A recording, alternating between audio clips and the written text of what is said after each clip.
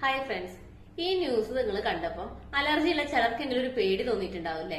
Allergy കാരണം മരിക്കുക എന്നൊക്കെ പറഞ്ഞാല് അപ്പൊ ഇതാണ് അനാഫൈലാക്സിസ് ഷോക്ക്. അതായത് നമുക്ക് അലർജി ഉണ്ടാക്കുന്ന എന്ത് സാധനം ആയിക്കോട്ടെ, ചിലപ്പോൾ അത് ഫുഡ് ആവാം, ഇല്ലെങ്കിൽ ഡ്രഗ് അലർജി ആവാം, ഇല്ലെങ്കിൽ എന്തെങ്കിലും ഇൻസെക്ട് ബൈറ്റ് ആവാം.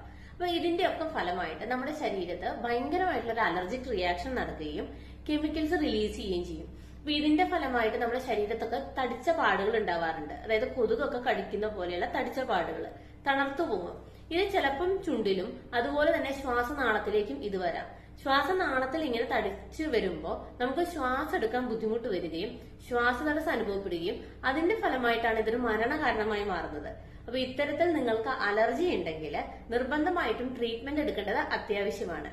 ഇനി നിങ്ങൾക്ക് ഇങ്ങനെ അലർജി റിയാക്ഷൻസ് വരുമ്പോൾ തൊലിപ്പുറമേ മാത്രമേ വരുന്നുള്ളൂ, ഇത് എമർജൻസി ആണെന്ന് വെച്ചാൽ അതൊരു എമർജൻസി അല്ല. എന്നാൽ നിങ്ങളുടെ ചുണ്ടുകൾ വല്ലാതെ തടിക്കുന്നുണ്ടെങ്കിൽ നിർബന്ധമായിട്ടും പെട്ടെന്ന് തന്നെ ആശുപത്രിയിൽ പോയി കാണിക്കേണ്ടത് അത്യാവശ്യമാണ്.